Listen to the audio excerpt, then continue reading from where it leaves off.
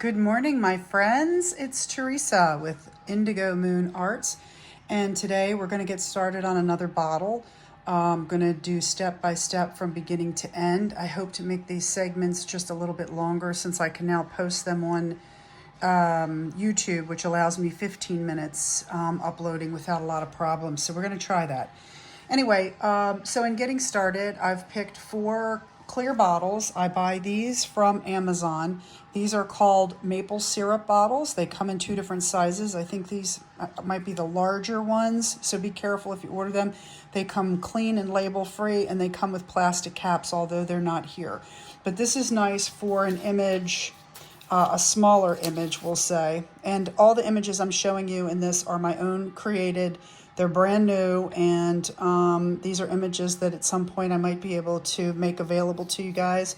I'm investigating, hearing your cries and calls for smaller images. Anyway, so that's a maple syrup bottle.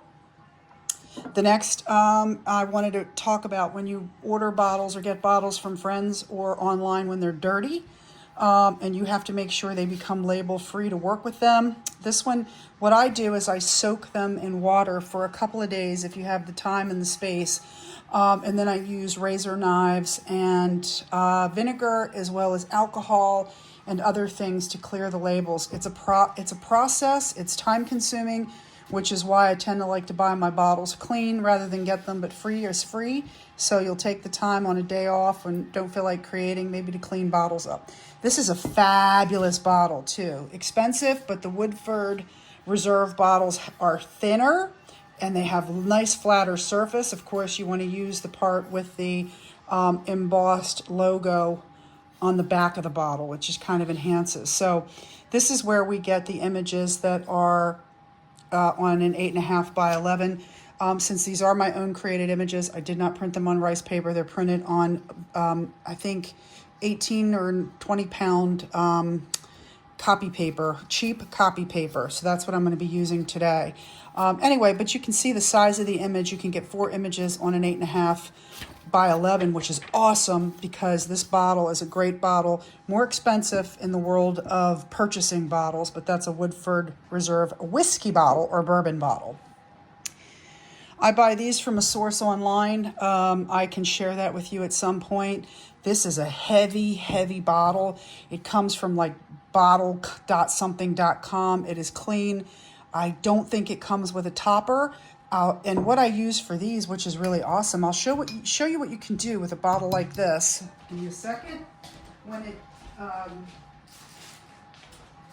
doesn't come with a cap, this is what I use. You get these from Amazon. They are wood finials. They're probably furniture finials versus they're definitely not lamp finials. But this is perfect for capping off a bottle because, as you can see, it fits wonderfully on the top. It gives you enough real estate to glue it to the top, and with a little piece inside, it kind of keeps it secure. I have one of these. I will show you. Sorry, I don't like grabbing in front of the camera here. Anyway, but this is a finished bottle with, you can actually put the gilding waxes on them and make them actually very pretty and old looking, but that's what I did on this particular. This is one of those bottles. I like that they come clean. They're less expensive than some bottles, meaning probably, I don't know, maybe I paid between 20 to 25 or not more than 30 for a case of 12. That's pretty reasonable in the world of bottles.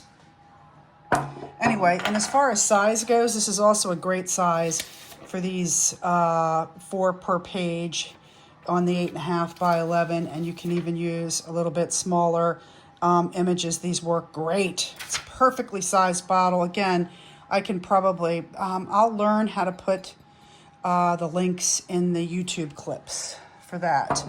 And then the bottle we're probably going to be working with today, there's actually multiple different types of Crown whiskey bottles. This is one of the smaller ones. Again, I try to buy those already clean and ready to go. Makes life really easy. And we go right over top the top. It's a plastic knob, and you can glue your finial or cabinet knob to the top. Anyway, so just to show you, we're going to be using Mod Podge to do the base of the bottle. That's top to bottom, full coverage. When that dries, then we use our little applicator.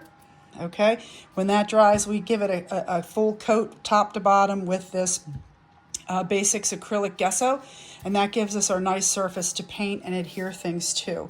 I have a beautiful image that's a little larger that I was going to use for like cutting boards. And just to give you a quick feel for some of the designs I've been playing around with, I've been playing with cute, not steampunk cats, but just painterly, artsy kind of cats. This is like my favorite. This is the one I want to do today. This is kind of an Indigo Moon style, Art Nouveau, scrolly, that type of thing. And so these are the images I'm actually playing with. I have a ton more. These are just the ones that I've actually printed.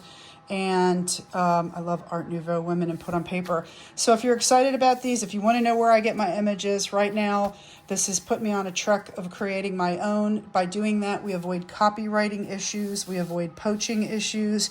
You can get them in the sizes that you want versus, having to only get them in this size or that size. So understand that is part of my new focus, is to make the decoupage world of bottles and smaller items, cutting boards, oyster shells, try to find images that fit solely on 8.5 by 11. So you can use rice paper and you can also use copy paper. So stay tuned for that because I got some exciting things coming. Anyway, stick around. We are going to go from a clear bottle to a bottle that looks more like this, right? This has already been adhered. And you can see I do the bottom last. I got the top on this, it depends, but I'm not done there. But anyway, got the image on and so forth. So, and I'm going to make sure no matter what that I get a video today to put on. I was experimenting with that what's it called? It's like, not dragon spit. It's called something, but it gives you that glittery. Anyway, I'm not real a fan of that bottle. I don't like the color, and sometimes I stop mid-process if I don't like the color. This is the bottle I most recently did. Our focus coming up as soon as we get through this beautiful bottle I'm going to create is I'm going to show you how to do all of the embellishments. These started as beads. I'm going to show you how to create the wonderful scroll work, Baroque, filigree type faux metal molds and clay. I'm going to show you how to use the bezels and the cabochons, how to adhere the crystal. I don't know what we're actually working with yet, but the knobs, cabinet knobs, and I'm going to get us into some of the most beautiful bottles. If you like my style, because that's what we're doing.